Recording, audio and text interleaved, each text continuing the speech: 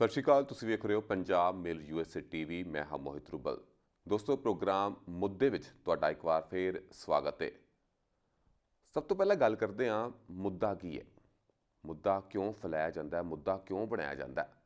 ਮੁੱਦਾ ਬੇਸਿਕਲੀ ਇੱਕ ਪ੍ਰੋਪਾਗੈਂਡਾ ਹੁੰਦਾ ਹੈ ਜੋ ਕਿ ਸਰਕਾਰਾਂ ਵੱਲੋਂ ਚਲਾਇਆ ਜਾਂਦਾ ਹੈ ਤੇ ਲੋਕਾਂ ਨੂੰ ਪਰੋਸਿਆ ਜਾਂਦਾ ਹੈ ਇਹ ਕਹਿ ਕੇ ਕਿ ਬਈ ਤੁਸੀਂ ਸਿਰਫ ਤੇ ਸਿਰਫ ਆਹ ਗੱਲਾਂ ਸੋਚਣੀਆਂ, ਇਹਨਾਂ ਗੱਲਾਂ ਦੇ ਆਲੇ ਦੁਆਲੇ ਤੁਹਾਡਾ ਧਿਆਨ ਰਹਿਣਾ ਚਾਹੀਦਾ। ਜੋ ਅਸਲ ਮੁੱਦੇ ਨੇ ਉਹਨਾਂ ਬਾਰੇ ਤੁਹਾਨੂੰ ਸੋਚਣ ਦੀ ਕੋਈ ਲੋੜ ਨਹੀਂ ਹੈ।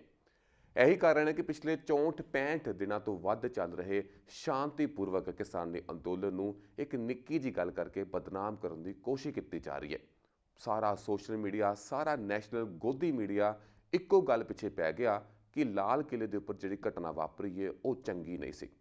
ਜਦਕਿ ਲੱਖਾਂ ਕਿਸਾਨ ਜੋ ਕਿ ਤੈਅ ਰੂਟ ਦੇ ਅਨੁਸਾਰ ਪੂਰਾ ਆਪਣਾ ਟਰੈਕਟਰ ਮਾਰਚ ਕੱਢ ਰਹੇ ਸਨ, ਉਹ ਕਿਤੇ ਨਾ ਕਿਤੇ ਧੁੰਦਲੇ ਜਿਹੇ ਪੈ ਗਏ, ਕਿਉਂਕਿ ਜਿਹੜਾ ਮੁੱਦਾ ਖੜਾ ਕਰ ਦਿੱਤਾ ਗਿਆ, ਜਿਹੜਾ ਪ੍ਰੋਪਾਗੈਂਡਾ ਬਣਾ ਦਿੱਤਾ ਗਿਆ ਕਿ ਲਾਲ ਕਿਲੇ ਤੇ ਜਿਹੜੀ ਘਟਨਾ ਵਾਪਰੀ ਹੈ ਉਹ ਦੇਸ਼ ਧਰੋਹੀ ਘਟਨਾ ਹੈ। ਜਦਕਿ ਸਾਨੂੰ ਸਾਰਿਆਂ ਨੂੰ ਪਤਾ ਹੈ ਕਿ ਦੇਸ਼ ਧਰੋਹੀ ਕੰਮ ਕਿੰਨੇ ਕੀਤੇ, ਕਿਵੇਂ ਕੀਤੇ ਤੇ ਕਿਉਂ ਕੀਤੇ। ਹੁਣ ਅਸੀਂ ਸਮਝਣ ਦੀ ਕੋਸ਼ਿਸ਼ ਕਰਦੇ ਹਾਂ ਕਿ ਇਹ ਮੁੱਦਾ ਕਿਉਂ ਬਣਾਇਆ ਜਾ ਰਿਹਾ।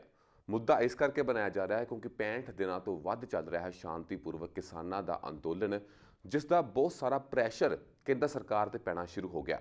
ਚਾਹੇ ਨੈਸ਼ਨਲ ਮੀਡੀਆ ਦਾ ਕੁਝ ਤਬਕਾ ਹੋਵੇ, ਭਾਵੇਂ ਇੰਟਰਨੈਸ਼ਨਲ ਮੀਡੀਆ ਪੂਰਾ ਦਾ ਪੂਰਾ ਹੋਵੇ, ਜਿਸ ਉੱਪਰ ਹਰ ਰੋਜ਼ ਚਰਚਾ ਹੋ ਰਹੀ ਹੈ ਕਿ ਭਾਰਤ ਵਿੱਚ ਕੀ ਹੋ ਰਿਹਾ ਹੈ, Singhu border, Tikri border, Ghazipur border ਤੇ ਕੀ ਹੋ ਰਿਹਾ। ਕਿਉਂਕਿ ਕਿਸਾਨ ਜੋ ਪਿਛਲੇ 65 ਦਿਨਾਂ ਤੋਂ ਉੱਥੇ ਬੈਠੇ ਨੇ, ਲਾਗੇ ਛਾਗੇ ਤੁਸੀਂ ਕਿਸੇ ਵੀ ਦੁਕਾਨ ਕੋਲੋਂ ਜਾ ਕੇ ਪੁੱਛ ਲਵੋ ਕਿ ਕੀ ਕੋਈ ਹਿੰਸਾ ਹੋਈ ਹੈ, ਕਿ ਕੋਈ ਚੋਰੀ ਡਕੈਤੀ ਕੋਈ ਚੀਜ਼ ਹੋਈ ਹੈ, ਇੱਕ ਵੀ ਕੇਸ ਤੁਹਾਨੂੰ ਅਜਿਹਾ ਨਹੀਂ ਮਿਲੇਗਾ। ਸਿਰਫ ਤੇ ਸਿਰਫ ਲਾਲ ਕਿਲੇ ਵਾਲੀ ਘਟਨਾ ਨੂੰ ਇੰਨਾ ਵੱਡਾ ਇਸ਼ੂ ਬਣਾ ਦਿੱਤਾ ਗਿਆ ਕਿ ਸਾਰੀਆਂ ਚੀਜ਼ਾਂ ਨੂੰ ਫਿੱਕੇ ਪਾਉਣ ਦੀ ਕੋਸ਼ਿਸ਼ ਕੀਤੀ ਜਾ ਰਹੀ ਹੈ।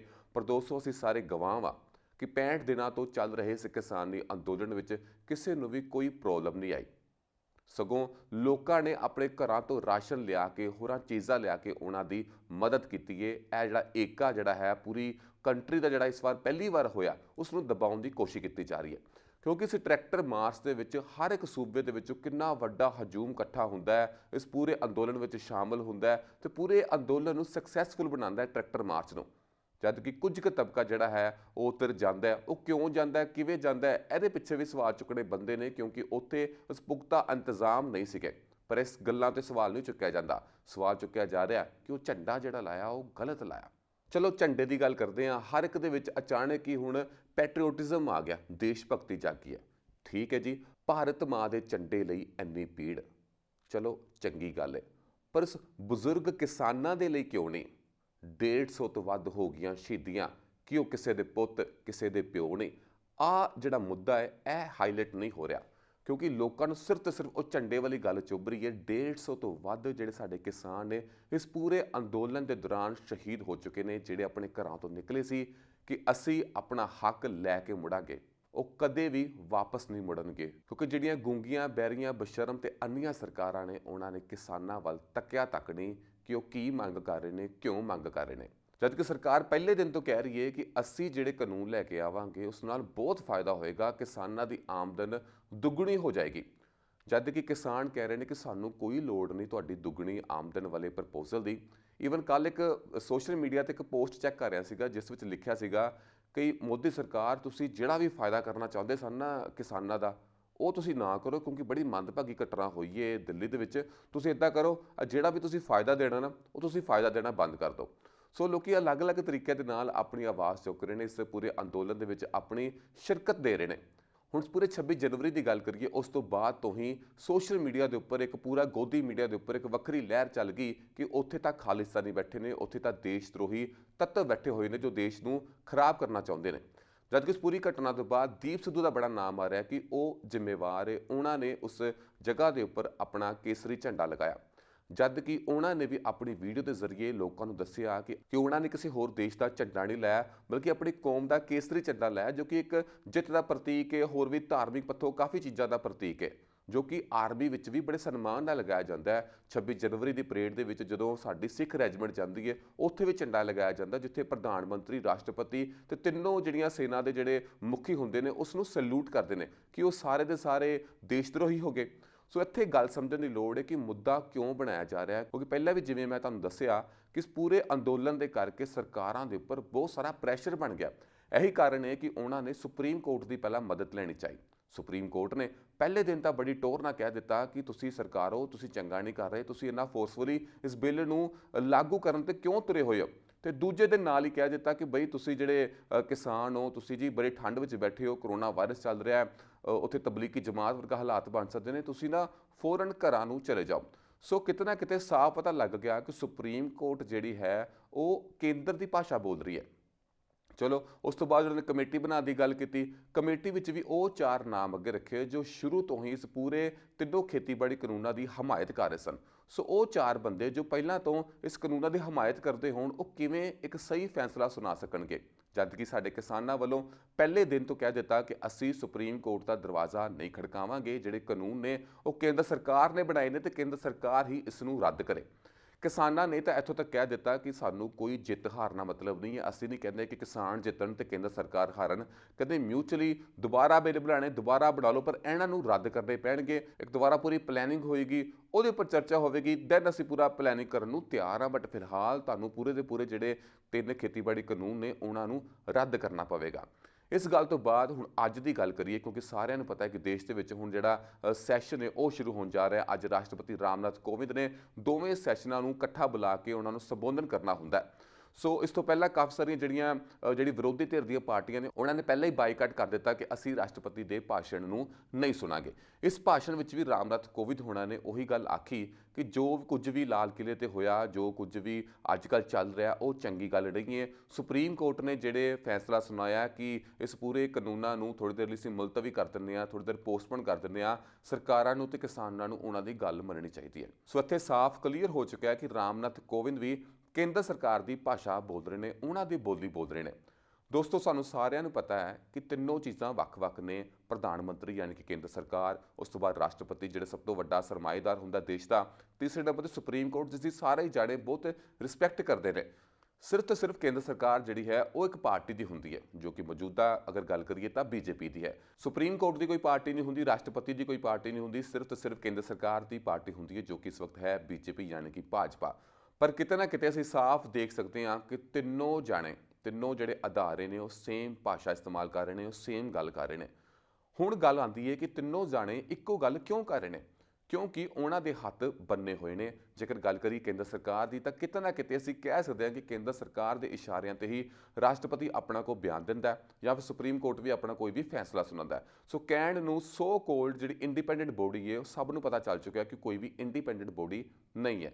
ਸੋ ਹੁਣ ਗੱਲ ਕਰਦੇ ਹਾਂ ਕੇਂਦਰ ਸਰਕਾਰ ਦੀ ਕਿ ਕਿਤੇ ਨਾ ਕਿਤੇ ਹਰ ਇੱਕ ਇਨਸਾਨ ਨੂੰ ਪਤਾ ਚੱਲ ਗਿਆ ਕਿ ਜਿਹੜੀ ਕੇਂਦਰ ਸਰਕਾਰ ਹੈ ਉਹਨਾਂ ਦੇ ਹੱਥ ਬੜੇ ਸਟਰੋਂਗਲੀ ਮਿਲੇ ਹੋਏ ਨੇ ਕਾਰਪੋਰੇਟ ਘਰਾਣਿਆਂ ਦੇ ਨਾਲ। ਨਹੀਂ ਤਾਂ ਇਹੀ ਕਾਰਨ ਹੈ ਕਿ ਪਿਛਲੇ 65 ਦਿਨਾਂ ਤੋਂ ਜਿਹੜਾ ਐਡਾ ਸਟਰੋਂਗ ਕਿਸਾਨੀ ਅੰਦੋਲਨ ਚੱਲ ਰਿਹਾ, ਉਹਦੇ ਵਿੱਚ ਕੇਂਦਰ ਸਰਕਾਰ ਇੱਕ ਵਾਰ ਵੀ ਖੁੱਲ੍ਹ ਕੇ ਸਾਹਮਣੇ ਆ ਕੇ ਨਹੀਂ ਕਹਿੰਦੀ ਕਿ ਹਾਂ ਵੀ ਅਸੀਂ ਜਿਹੜੇ ਕਾਨੂੰਨ ਨੇ ਉਹਨਾਂ ਨੂੰ ਰੱਦ ਕਰ ਦਿੰਦੇ ਹਾਂ, ਕਿਉਂਕਿ ਉਹਨਾਂ ਦੀ ਜਿਹੜੀ ਕਾਰਪੋਰੇਟ ਘਰਾਣਿਆਂ ਦੇ ਨਾਲ ਸਾਂਝ ਗਾਂਝ ਹੈ। ਇਹੀ ਕਾਰਨ ਹੈ ਕਿ ਉਹਨਾਂ ਨੇ ਦੇਸ਼ ਦੇ ਕਾਫੀ ਸਾਰੇ ਹੋਰ ਵੀ ਜਿਹੜੇ ਪ੍ਰੋਜੈਕਟ ਨੇ ਸਿਰਫ ਤੇ ਸਿਰਫ ਚੁਣਿੰਦੇ ਜਿਹੜੇ ਕਾਰਪੋਰੇਟ ਘਰਾਣੇ ਨੇ ਉਹਨਾਂ ਨੂੰ ਵੇਚ ਦਿੱਤੇ ਨੇ। ਤੇ ਸਭ ਨੂੰ ਪਤਾ ਹੈ ਕਿ ਭਾਰਤ ਦੇਸ਼ ਜਿਹੜਾ ਹੈ ਉਹ ਸ਼ੁਰੂ ਤੋਂ ਹੀ ਕ੍ਰਿਸ਼ੀ ਪ੍ਰਧਾਨ ਦੇਸ਼ ਰਿਹਾ ਹੈ ਤੇ ਸਭ ਤੋਂ ਜ਼ਿਆਦਾ ਜਿਹੜਾ ਇਨਕਮ ਮਿਲਦਾ ਹੈ ਉਹ ਕ੍ਰਿਸ਼ੀ ਤੋਂ ਆਉਂਦੀ, ਯਾਨੀ ਕਿ ਖੇਤੀਬਾੜੀ ਤੋਂ ਆਉਂਦੀ ਹੈ।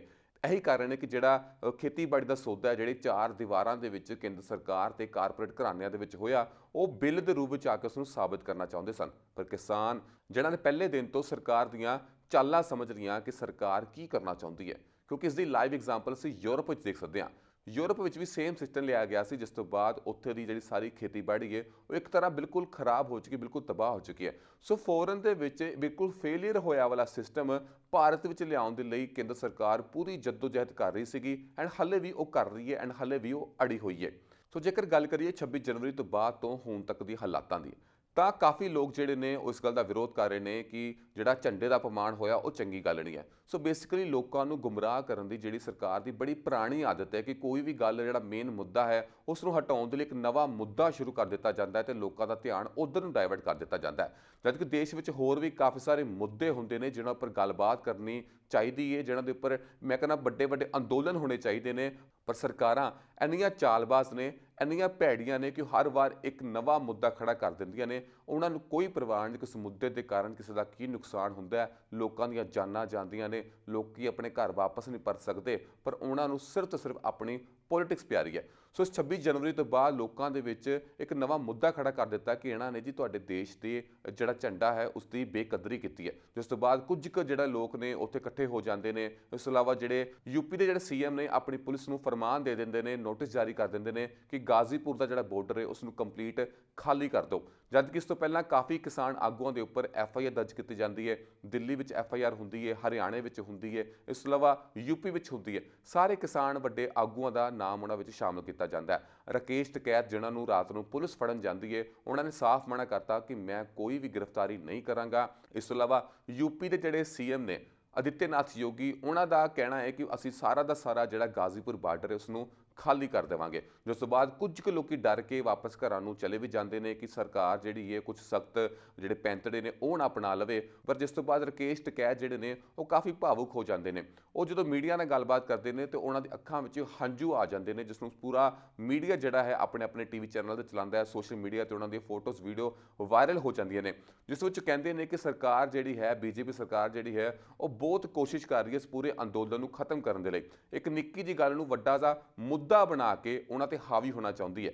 ਸ਼ਾਂਤੀਪੂਰਕ ਅੰਦੋਲਨ ਜੋ ਕਿ ਪਿਛਲੇ ਕਾਫੀ ਲੰਬੇ ਸਮੇਂ ਤੋਂ ਚੱਲ ਰਿਹਾ ਉਸ ਨੂੰ ਬਦਨਾਮ ਕਰਨ ਦੀ ਕੋਸ਼ਿਸ਼ ਕੀਤੀ ਜਾ ਰਹੀ ਹੈ। ਐਂਡ ਇਸ ਪੂਰੀ ਆੜ ਦੇ ਵਿੱਚ ਉਹ ਆਪਣੇ 3 ਖੇਤੀਬਾੜੀ ਕਾਨੂੰਨਾਂ ਨੂੰ ਬਚਾਉਣਾ ਚਾਹੁੰਦੀ ਹੈ। ਜਿਸ ਤੋਂ ਬਾਅਦ ਜਿਹੜੀਆਂ ਇਹਨਾਂ ਦੀ ਸੋਸ਼ਲ ਮੀਡੀਆ ਦੇ ਉੱਪਰ ਫੋਟੋਜ਼ ਵੀਡੀਓਜ਼ ਵਾਇਰਲ ਹੁੰਦੀਆਂ ਨੇ ਜਿਨ੍ਹਾਂ ਵਿੱਚ ਰਾਕੇਸ਼ ਟਕੈਤ ਰੋਂਦੇ ਹੋਏ ਦਿਖਾਈ ਦਿੰਦੇ ਨੇ, ਉਸ ਤੋਂ ਬਾਅਦ ਪੂਰੇ ਉੱਤਰ ਪ੍ਰਦੇਸ਼ ਦੇ ਵਿੱਚ ਤੇ ਪੂਰੇ ਹਰਿਆਣਾ ਦੇ ਵਿੱਚ ਰਾਤ ਨੂੰ ਹੀ ਵੱਡੇ ਤੋਂ ਵੱਡਾ ਜਿਹੜਾ ਕਾਫਲਾ ਹੈ ਉਹ ਗਾਜ਼ੀਪੁਰ ਬਾਰਡਰ ਵੱਲ ਰਵਾਨਾ ਹੋਣਾ ਸ਼ੁਰੂ ਹੋ ਜਾਂਦਾ ਹੈ। ਪਹਿਲਾਂ ਤੋਂ ਹੀ ਕਾਫੀ ਸਾਰੀ ਪੁਲਿਸ ਤੈਨਾਤ ਕੀਤੀ ਜਾਂਦੀ ਹੈ। ਇਸ ਪੂਰੇ ਬਾਰਡਰ ਨੂੰ ਖਾਲੀ ਕਰਨ ਦੀ ਸਾਜ਼ਿਸ਼ ਚੱਲ ਰਹੀ ਸੀਗੀ, ਪਰ ਉੱਥੇ ਵੱਡੇ ਸਾਰੇ ਲੋਕਾਂ ਦਾ ਹਜੂਮ ਦੇਖ ਕੇ ਤੇ ਰਾਕੇਸ਼ ਟਕੈਤ ਦਾ ਸਾਫ਼ ਇਨਕਾਰ ਕਰ ਦੇਣਾ ਕਿ ਮੈਂ ਕੋਈ ਗ੍ਰਿਫਤਾਰੀ ਨਹੀਂ ਦੇਵਾਂਗਾ। ਜੇ ਬਹੁਤੀ ਗੱਲ ਹੈ ਤੈਨੂੰ ਖੇਤੀਬਾੜੀ ਕਾਨੂੰਨ ਵਾਪਸ ਨਹੀਂ ਹੋਣਗੇ ਤਾਂ ਉਹਨਾਂ ਨੇ ਇੱਥੋਂ ਤੱਕ ਕਹਿ ਦਿੱਤਾ ਕਿ ਮੈਂ ਆਤਮ ਹੱਤਿਆ ਤੱਕ ਕਰ ਲਵਾਂਗਾ। ਸੋ ਇਹ ਸਾਰੀਆਂ ਗੱਲਾਂ ਤੋਂ ਬਾਅਦ ਪੂਰਾ ਜਿਹੜਾ ਸੋਸ਼ਲ ਮੀਡੀਆ ਹੈ, ਟਵਿੱਟਰ ਦੀ ਜੇਕਰ ਗੱਲ ਕਰੀਏ ਤਾਂ ਕਿੰਨੇ ਸਾਰੇ ਹੈਸ਼ਟੈਗ ਉਹਨਾਂ ਦੇ ਸ਼ੁਰੂ ਹੋ ਜਾਂਦੇ ਨੇ ਰਾਕੇਸ਼ ਟਕੈਤ ਦੇ ਨਾਮ ਦੇ ਨਾਲ, ਤੇ ਕਾਫੀ ਸਾਰੇ ਲੋਕ ਉਹਨਾਂ ਨੂੰ ਸਪੋਰਟ ਕਰਦੇ ਨੇ। ਇਹੀ ਕਾਰਨ ਹੈ ਕਿ ਪੁਲਿਸ ਨੂੰ ਉੱਥੋਂ ਖਾਲੀ ਹੱਥ ਵਾਪਸ ਜਾਣਾ ਪੈਂਦਾ। ਇਸ ਤੋਂ ਇਲਾਵਾ ਜੇਕਰ ਯੂਪੀ ਪ੍ਰਸ਼ਾਸਨ ਦੀ ਗੱਲ ਕਰੀਏ ਤਾਂ ਉਹ ਕਾਫੀ ਕੁਝ ਕਰ ਰਿਹਾ। ਉੱਥੇ ਲੋਕਾਂ ਦਾ ਪਾਣੀ ਬੰਦ ਕਰ ਦੇਣਾ, ਉੱਥੇ ਲੋਕਾਂ ਦੀ ਬਿਜਲੀ ਬੰਦ ਕਰ ਦੇਣੀ ਤੇ ਉੱਥੋਂ ਦੇ CCTV ਕੈਮਰੇਸ ਬੰਦ ਕਰ ਦੇਣੇ ਤਾਂ ਜੋ ਕੱਲ੍ਹ ਨੂੰ ਅਗਰ ਫੁਟੇਜ ਦੀ ਗੱਲ ਹੋਵੇ ਤਾਂ ਲੋਕਾਂ ਨੂੰ ਫੁਟੇਜ ਤੱਕ ਨਾ ਮਿਲੇ ਕਿ ਰਾਤ ਨੂੰ ਇਹਨਾਂ ਦੀ ਕੀ ਕਾਰਵਾਈ ਹੁੰਦੀ ਹੈ। ਤੇ ਰਾਤੋਂ ਰਾਤ ਐਡਾ ਵੱਡਾ ਪੁਲਿਸ ਦਾ ਜਿਹੜਾ ਕਾਫਲਾ ਹੈ, ਜਿਹੜੀ ਹੋਰ ਸਿਕਿਉਰਿਟੀ ਫੋਰਸਾਂ ਦਾ ਕਾਫਲਾ ਗਾਜ਼ੀਪੁਰ ਨੂੰ ਪੂਰਾ ਘੇਰ ਲੈਣਾ। ਇਸ ਤੋਂ ਇਲਾਵਾ ਸਿੰਘੂ ਬਾਰਡਰ, ਟਿੱਕਰੀ ਬਾਰਡਰ, ਹੋਰਾਂ ਬਾਰਡਰ ਉੱਤੇ ਵੀ ਸੇਮ ਸਿਚੁਏਸ਼ਨ ਹੈ, ਪਰ ਉਹਨਾਂ ਦਾ ਪਹਿਲਾ ਜਿਹੜਾ ਅਸੀਂ ਕਹਿ ਸਕਦੇ ਹਾਂ ਕਿ ਪਹਿਲਾ ਜਿਹੜਾ ਮੇਨ ਟਾਰਗੇਟ ਹੈ ਗਾਜ਼ੀਪੁਰ ਹੈ। ਸੋ ਕਿਤੇ ਨਾ ਕਿਤੇ ਹਰ ਇੱਕ ਨੂੰ ਪਤਾ ਹੈ ਕਿ ਗਾਜ਼ੀਪੁਰ ਬਾਰਡਰ ਦੇ ਉੱਪਰ ਬੈਠੇ ਹੋਏ ਲੋਕ ਗਿਣਤੀ ਦੇ ਵਿੱਚ ਘੱਟ ਨੇ। ਇਹੀ ਕਾਰਨ ਹੈ ਕਿ ਗਾਜ਼ੀਪੁਰ ਨੂੰ ਮੇਨ ਟਾਰਗੇਟ ਕੀਤਾ ਜਾ ਰਿਹਾ, ਜਦਕਿ ਸਿੰਘੂ ਬਾਰਡਰ ਦੇ ਉੱਪਰ ਵੀ ਸੇਮ ਕੰਡੀਸ਼ਨ ਹੈ। ਉੱਥੇ ਵੀ ਕਾਫੀ ਸਾਰੀ ਪੁਲਿਸ ਜਾਂ ਫਿਰ ਸਿਕਿਉਰਿਟੀ ਫੋਰਸਿਸ ਤਾਇਨਾਤ ਕੀਤੀ ਗਈ ਹੈ। ਸੇਮ ਗੱਲ ਕਰੀਏ ਟਿੱਕਰੀ ਬਾਰਡਰ ਤੇ ਵੀ ਸੇਮ ਹਾਲਾਤ ਨੇ, ਪਰ ਉਹਨਾਂ ਨੇ ਗਾਜ਼ੀਪੁਰ ਨੂੰ ਸਭ ਤੋਂ ਪਹਿਲਾਂ ਟਾਰਗੇਟ ਕੀਤਾ ਕਿਉਂਕਿ ਉੱਥੇ ਜਿਹੜੀ ਤਾਦਾਦ ਹੈ, ਉੱਥੇ ਜਿਹੜੀ ਜਨਤਾ ਹੈ ਉਹ ਬਹੁਤ ਘੱਟ ਰਹੀ ਹੈ। ਐਂਡ ਈਵਨ ਯੂਪੀ ਦੇ ਫਰਮਾਨ ਤੋਂ ਬਾਅਦ, ਯੂਪੀ ਦੇ CM ਦੇ ਫਰਮਾਨ ਤੋਂ ਬਾਅਦ ਥੋੜ੍ਹੇ ਜਿਹੇ ਲੋਕਾਂ ਦੇ ਉੱਥੇ ਹਲਚਲ ਜ਼ਰੂਰ ਦੇਖਣ ਨੂੰ ਮਿਲੀ ਹੈ, ਪਰ ਜਦੋਂ ਰਾਕੇਸ਼ ਟਕੈਤ ਦੀ ਫੋਟੋਜ਼ ਜਾਂ ਵੀਡੀਓਜ਼ ਵਾਇਰਲ ਹੁੰਦੀਆਂ ਨੇ ਜਿਨ੍ਹਾਂ ਵਿੱਚ ਉਹ ਰੋ ਰਹੇ ਨੇ, ਲੋਕਾਂ ਦੇ ਵਿੱਚ ਹੋਰ ਗੁੱਸਾ ਆ ਜਾਂਦਾ, ਲੋਕਾਂ ਦੇ ਵਿੱਚ ਹੋਰ ਜੋਸ਼ ਆ ਜਾਂਦਾ ਕਿ ਜਿਹੜਾ ਇਨਸਾਨ ਸਾਡੇ ਲਈ ਇੰਨੇ ਦਿਨਾਂ ਤੋਂ ਉੱਥੇ ਬੈਠਾ ਹੈ, ਸਾਡੇ ਲਈ ਲੜਾਈ ਲੜ ਰਿਹਾ, ਸਾਡੇ ਹੱਕਾਂ ਦੀ ਰਾਖੀ ਕਰ ਰਿਹਾ, ਅਸੀਂ ਉਸ ਨੂੰ ਰੋਂਦਾ ਹੋਇਆ ਨਹੀਂ ਦੇਖ ਸਕਦੇ। ਇਹੀ ਕਾਰਨ ਹੈ ਕਿ ਹਜ਼ਾਰਾਂ ਹੋਰ ਕਿਸਾਨ ਰਾਤੋਂ ਰਾਤ ਗਾਜ਼ੀਪੁਰ ਬਾਰਡਰ ਤੇ ਪਹੁੰਚ ਜਾਂਦੇ ਨੇ। ਤੇ ਜਿਵੇਂ ਕਿ ਮੈਂ ਪਹਿਲਾਂ ਦੱਸਿਆ ਕਿ ਉਸ ਟਾਈਮ ਪੁਲਿਸ ਨੂੰ ਉੱਥੋਂ ਖਾਲੀ ਹੱਥ ਵਾਪਸ ਜਾਣਾ ਪੈਂਦਾ। ਸੋ ਦੋਸਤੋ ਹੁਣ ਓਵਰਆਲ ਜੇਕਰ ਗੱਲ ਕੀਤੀ ਜਾਵੇ ਤਾਂ ਇਹ ਮੁੱਦਾ ਕਿਉਂ ਬਣਾਇਆ ਜਾ ਰਿਹਾ ਹੈ, ਇੱਕੋ ਕਾਰਨ ਕਰਕੇ ਕਿ ਇਸ ਪੂਰੇ ਕਿਸਾਨੀ ਅੰਦੋਲਨ ਨੂੰ ਬਦਨਾਮ ਕੀਤਾ ਜਾਵੇ, ਇਸ ਨੂੰ ਤਾਰ-ਪੀੜੋ ਕੀਤਾ ਜਾਵੇ ਤੇ ਇਸ ਨੂੰ ਇੱਥੋਂ ਦੀ ਜੜੋਂ ਮੁਕਾਇਆ ਜਾਵੇ। ਪਰ ਲੋਕਾਂ ਦੀ ਸੂਝ-ਬੂਝ ਦੇ ਅੱਗੇ ਸਰਕਾਰਾਂ ਵੱਲੋਂ ਚੁੱਕਿਆ ਗਿਆ ਮੁੱਦਾ ਫੇਲ ਹੋ ਜਾਂਦਾ ਹੈ, ਕਿਉਂਕਿ ਲੋਕਾਂ ਨੂੰ ਪਤਾ ਹੈ ਕਿ ਪਿਛਲੇ 65-66 ਦਿਨਾਂ ਤੋਂ ਜੇਕਰ ਅੰਦੋਲਨ ਚੱਲ ਰਿਹਾ ਹੈ ਕਿਸੇ ਨੂੰ ਕੋਈ ਨੁਕਸਾਨ ਨਹੀਂ ਹੋਇਆ, ਲੋਕਾਂ ਦਾ ਸਗੋਂ ਲੋਕਤੰਤਰ ਦੇ ਵਿੱਚ ਹੌਸਲਾ ਵਧਿਆ। ਦੋਸਤੋ ਅਸੀਂ ਬਾਰ-ਬਾਰ ਗੱਲ ਕਰ ਰਹੇ ਹਾਂ ਮੁੱਦੇ ਦੀ, ਸਾਡਾ ਪ੍ਰੋਗਰਾਮ ਦਾ ਨਾਮ ਵੀ ਮੁੱਦਾ ਹੈ। ਸੋ ਹੋਰ ਵੀ ਕਾਫੀ ਸਾਰੇ ਮੁੱਦੇ ਨੇ ਜੋ ਕਿ ਦੇਸ਼ ਵਿੱਚ ਕਾਫੀ ਵੱਡੇ ਚੱਲ ਰਹੇ ਨੇ, ਪਰ ਕੋਈ ਵੀ ਇਨਸਾਨ ਉਹਨਾਂ ਉੱਪਰ ਗੌਰ ਨਹੀਂ ਕਰ ਰਿਹਾ, ਕਿਉਂਕਿ ਤੁਹਾਡਾ ਜਿਹੜਾ TV ਬਾਕਸ ਹੈ ਜੋ ਕਿ ਤੁਸੀਂ ਬੜੇ ਚਾਓ ਚਾਈ ਸ਼ਾਮ ਨੂੰ ਆ ਕੇ ਕੰਮਾਂ ਤੋਂ ਦੇਖਦੇ ਹੋ ਕਿ ਹਾਂ ਵੀ ਚਲੋ ਦੇਖੀਏ ਇੱਥੇ ਕੀ ਦਿਖਾਇਆ ਜਾ ਰਿਹਾ, ਤਾਂ ਸਿਰਫ ਤੇ ਸਿਰਫ ਤੁਹਾਨੂੰ ਲਾਲ ਕਿਲੇ ਵਾਲੀ ਘਟਨਾ ਦਿਖਾਈ ਜਾਵੇਗੀ। ਕਿ ਤੁਹਾਨੂੰ ਕਦੀ ਪੈਟਰੋਲ ਪੰਪ ਦੇ ਉੱਪਰ ਇੱਕ ਨਿਰਾਸ਼ ਆਦਮੀ ਵੇਖਿਆ? ਚਲੋ ਜੇ ਕੋਈ ਨਹੀਂ ਵੇਖਿਆ ਤੇ ਆਪਣੇ ਆਪ ਨੂੰ ਵੇਖ ਲਓ, ਕਿਉਂਕਿ ਤੁਸੀਂ ਜਦੋਂ ਪੈਟਰੋਲ ਪਾਉਂਦੇ ਹੋ ਉਸ ਪੈਟਰੋਲ ਦਾ ਪ੍ਰਾਈਸ ਦੇਖੋ। 92 ਤੋਂ ਵੱਧ ਜੇਕਰ ਪੈਟਰੋਲ ਹੋ ਜਾਂਦਾ ਤਾਂ ਕੀ ਸਰਕਾਰਾਂ ਨੂੰ ਜਵਾਬ ਨਹੀਂ ਦੇਣਾ ਚਾਹੀਦਾ? ਲੋਕੀ ਸਵਾਲ ਕਿਉਂ ਨਹੀਂ ਪੁੱਛ ਰਹੇ ਸਰਕਾਰਾਂ ਤੋਂ?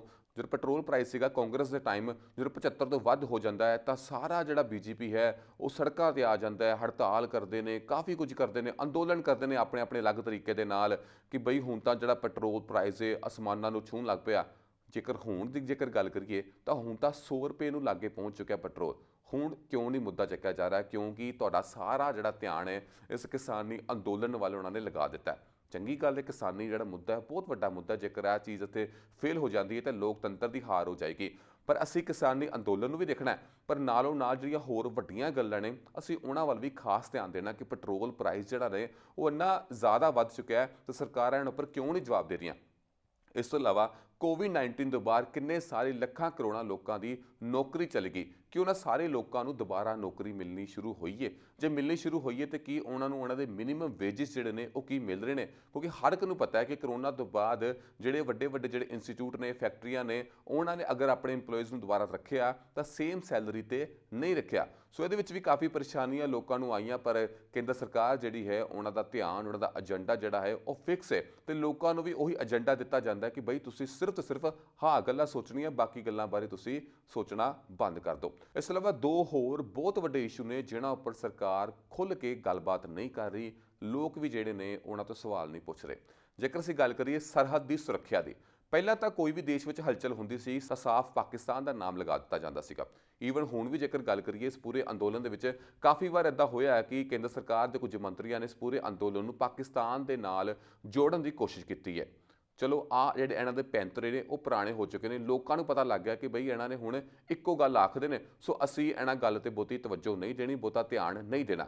ਪਰ ਜੇਕਰ ਚੀਨ ਦੇ ਬਾਰਡਰ ਦੇ ਨਾਲ ਜੇਕਰ ਗੱਲ ਕਰੀਏ ਤਾਂ ਉੱਥੇ ਕਾਫੀ ਲੋਕ, ਕਾਫੀ ਬੁੱਧੀਜੀਵ ਜਿਹੜੇ ਨੇ ਉਹ ਸਾਫ਼-ਸਾਫ਼ ਕਹਿੰਦੇ ਨੇ ਕਿ ਚੀਨ ਸਾਡੇ ਬਾਰਡਰ ਦੇ ਉੱਪਰ ਕਾਫੀ ਅੱਗੇ ਲੰਘ ਕੇ ਆ ਚੁੱਕਿਆ ਹੈ, ਜਿਸ ਉੱਪਰ ਕੇਂਦਰ ਸਰਕਾਰ ਇੱਕ ਵੀ ਸਟੇਟਮੈਂਟ ਨਹੀਂ ਦਿੰਦੀ। ਉੱਥੇ ਝੜਪ ਵੀ ਹੁੰਦੀ ਹੈ, ਕਾਫੀ ਸਾਡੇ ਜਵਾਨ ਜਿਹੜੇ ਨੇ ਉੱਥੇ ਸ਼ਹੀਦ ਵੀ ਹੁੰਦੇ ਨੇ, ਪਰ ਉਸ ਤੋਂ ਬਾਅਦ ਸਿਰਫ ਨਿੰਦਾ ਕਰਨ ਤੋਂ ਇਲਾਵਾ ਇਹਨਾਂ ਕੋਲ ਕੁਝ ਨਹੀਂ ਬਚਦਾ। ਸਾਫ਼ ਕਿੰਨੀਆਂ ਖਬਰਾਂ ਆ ਚੁੱਕੀਆਂ ਨੇ ਕਿ ਚੀਨ ਜਿਹੜਾ ਹੈ ਉਹ ਬਾਰਡਰ ਤੋਂ ਕਿੰਨੀ ਅੱਗੇ ਆ ਕੇ ਉਸਨੇ ਆਪਣਾ ਇੱਕ ਪਿੰਡ ਉੱਥੇ ਵਸਾ ਲਿਆ ਹੈ। ਕਾਫੀ ਲੋਕੀ ਕਲੇਮ ਕਰ ਰਹੇ ਨੇ ਕਿ ਇਹ ਘਟਨਾ ਹੋ ਰਹੀ ਹੈ, ਪਰ ਕੇਂਦਰ ਸਰਕਾਰ ਬਿਲਕੁਲ ਚੁੱਪ ਹੋ ਕੇ ਬੈਠੀ ਹੈ ਤੇ ਸਿਰਫ ਲੋਕਾਂ ਨੂੰ ਆਪਣੇ ਪਰੋਸੇ ਹੋਏ ਜਿਹੜਾ ਏਜੰਡਾ ਹੈ, ਜਿਹੜਾ ਉਹਨਾਂ ਦਾ ਮੁੱਦਾ ਹੈ, ਉਹਨਾਂ ਉੱਪਰ ਗੱਲ ਕਰਨ ਨੂੰ ਮਜਬੂਰ ਕਰ ਰਹੀ ਹੈ, ਪਰ ਜਿਹੜੇ ਮੇਨ ਮੁੱਦੇ ਨੇ ਉਹਨਾਂ ਉੱਪਰ ਗੱਲ ਨਹੀਂ ਕਰਨ ਦਿੱਤੀ ਜਾ ਰਹੀ। ਸੋ ਦੋਸਤੋ, ਜਿਵੇਂ ਕਿ ਮੈਂ ਤੁਹਾਨੂੰ ਸਮਝਾਉਣ ਦੀ ਕੋਸ਼ਿਸ਼ ਕੀਤੀ ਕਿ ਕਿਹੜੇ-ਕਿਹੜੇ ਮੁੱਦੇ ਅਸਲੀ ਨੇ ਤੇ ਕਿਵੇਂ ਸਰਕਾਰ ਜਿਹੜੀ ਹੈ ਉਹ ਆਪਣੇ ਹੀ ਬਣਾਏ ਗਏ ਮੁੱਦੇ ਤੁਹਾਡੇ ਤੱਕ ਪਹੁੰਚਾ ਰਹੀ ਹੈ ਕਿ ਤੁਸੀਂ ਸਿਰਫ ਉਹਨਾਂ ਮੁੱਦਿਆਂ ਵਿੱਚ ਉਲਝੇ ਰਹੋ, ਅਸਲੀ ਮੁੱਦਿਆਂ ਦੇ ਉੱਪਰ ਤੁਸੀਂ ਨਾ ਸਮਝ ਪਾ ਸਕੋ ਤੇ ਨਾ ਉਹਨਾਂ ਖਿਲਾਫ ਆਪਣੀ ਆਵਾਜ਼ ਚੁੱਕ ਸਕੋ। ਪਰ ਜਿਵੇਂ ਕਿ ਅਸੀਂ ਸਾਰੇ ਬੜੇ ਸ਼ੁਕਰਗੁਜ਼ਾਰ ਹਾਂ ਕਿ ਇਸ ਪੂਰੇ ਅੰਦੋਲਨ ਦੇ ਕਰਕੇ ਆਮ ਵਿਅਕਤੀ ਜਿਹੜਾ ਹੈ ਉਸ ਦੀਆਂ ਅੱਖਾਂ ਖੁੱਲ੍ਹ ਚੁੱਕੀਆਂ ਨੇ। ਉਹ ਹੁਣ ਸਰਕਾਰਾਂ ਨੂੰ ਪੂਰੀ ਚੰਗੀ ਤਰ੍ਹਾਂ ਪਛਾਣ ਚੁੱਕਿਆ ਕਿ ਜਿਹੜੀ ਸਰਕਾਰਾਂ ਨੇ ਉਹ ਕਹਿਣ ਨੂੰ ਸਰਕਾਰਾਂ ਨੇ, ਉਹ ਇੱਕ ਤਰ੍ਹਾਂ ਦੇ ਮੈਂ ਕਹਿੰਦਾ ਬੜੇ ਭੈੜੇ ਸ਼ਾਸਕ ਨੇ ਜੋ ਦੇਸ਼ ਨੂੰ ਇਸ ਵਕਤ ਰਾਜ ਕਰ ਰਹੇ ਨੇ ਤੇ ਆਪਣੀ ਮਨਮਾਨੀ ਕਰ ਰਹੇ ਨੇ। ਪੂਰਾ ਤੇ ਪੂਰੀ ਡਿਕਟੇਟਰਸ਼ਿਪ ਜਿਹੜੀ ਹੈ ਇਸ ਵਕਤ ਭਾਰਤ ਵਿੱਚ ਚੱਲ ਰਹੀ ਹੈ। ਸੋ ਦੋਸਤੋ, ਇਸ ਪ੍ਰੋਗਰਾਮ ਦੇ ਜ਼ਰੀਏ ਮੈਂ ਤੁਹਾਨੂੰ ਇਹੀ ਸਮਝਾਉਣ ਦੀ ਕੋਸ਼ਿਸ਼ ਕੀਤੀ ਕਿ ਮੁੱਦਾ ਕਿਉਂ ਹੈ, ਮੁੱਦਾ ਕੀ ਹੈ ਤੇ ਮੁੱਦਾ ਕਿਉਂ ਬਣਾਇਆ ਜਾ ਰਿਹਾ। ਪਰ ਅਸੀਂ ਸਾਰੇ ਜਾਣੂ ਹੋ ਚੁੱਕੇ ਹਾਂ, ਸੋ ਸਾਡਾ ਫਰਜ਼ ਬਣਦਾ ਹੈ ਕਿ ਇਸ ਪੂਰੇ ਕਿਸਾਨੀ ਅੰਦੋਲਨ ਨੂੰ ਅਸੀਂ ਕਿਤੇ ਵੀ ਢਾਹ ਨਾ ਲੱਗਣ ਦਈਏ, ਅਸੀਂ ਕਿਤੇ ਵੀ ਇਸ ਪੂਰੇ ਅੰਦੋਲਨ ਨੂੰ ਹੌਲਾ ਨਾ ਹੋਣ ਦਈਏ। ਸੋ ਸਾਰੇ ਜਾਣੇ ਨੇ ਜਿਹੜੇ ਦੁਬਾਰਾ ਉੱਥੇ ਪਹੁੰਚ ਰਹੇ ਨੇ, ਬੜੀ ਚੰਗੀ ਗੱਲ ਹੈ। ਉੱਥੇ ਦੁਬਾਰਾ ਫੇਰ ਸਾਰੇ ਜਿਹੜੇ ਕੀਰਤਨ ਦਰਬਾਰ ਜਿਹੜੇ ਨੇ ਉਹ ਸੱਜ ਚੁੱਕੇ ਨੇ, ਉੱਥੇ ਲੰਗਰ ਪੱਕ ਰਿਹਾ, ਲੋਕੀ ਉੱਥੇ ਫੇਰ ਪੂਰੇ ਜੋਸ਼ੀਲੇ ਹੋ ਕੇ ਬੈਠੇ ਨੇ। ਸੋ ਇੱਕ ਵਾਰ ਫੇਰ ਤੁਹਾਡੇ ਅੱਗੇ ਇਹੀ ਅਰਦਾਸ ਹੈ ਕਿ ਜਿਹੜਾ ਅੰਦੋਲਨ ਜਿਵੇਂ ਚੱਲ ਰਿਹਾ ਇੱਦਾਂ ਹੀ ਚੱਲਣ ਦਿਓ। ਜਿਹੜੇ ਸਾਡੇ ਕਿਸਾਨ ਆਗੂ ਨੇ, ਮੈਂ ਕਹਿੰਦਾ ਬੜੇ ਹੀ ਜ਼ਿਆਦਾ ਪੂਰੇ ਬੁੱਧੀਜੀਵ ਨੇ, ਬੜੇ ਸੂਝਵਾਨ ਇਨਸਾਨ ਨੇ, ਉਹ ਬੜੇ ਪਲੈਨਿੰਗ ਦੇ ਨਾਲ ਪੂਰੀ ਪਲੈਨਿੰਗ ਜਿਹੜੀ ਨੇ ਅਗਲੀ ਉਹਨਾਂ ਨੇ ਘੜਨੀ ਹੈ, ਉਹਨਾਂ ਦੇ ਅਕੋਰਡਿੰਗ ਹੀ ਚੱਲਾਂਗੇ ਤੇ ਇਸ ਪੂਰੇ ਅੰਦੋਲਨ ਨੂੰ ਜੋ ਕਿ ਅਸੀਂ ਸੋਚ ਕੇ ਚੱਲੇ ਹਾਂ ਕਿ ਅਸੀਂ ਜਿੱਤ ਕੇ ਵਾਪਸ ਮੁੜਾਂਗੇ, ਅਸੀਂ ਜਿੱਤ ਕੇ ਹੀ ਦੋਸਤੋ ਵਾਪਸ ਮੁੜਨਾ ਹੈ। ਸੋ ਆਹ ਸੀ ਸਾਡਾ ਅੱਜ ਦਾ ਪ੍ਰੋਗਰਾਮ ਮੁੱਦਾ। ਉਮੀਦ ਕਰਦੇ ਹਾਂ ਕਿ ਤੁਹਾਨੂੰ ਪਸੰਦ ਆਇਆ ਹੋਵੇਗਾ।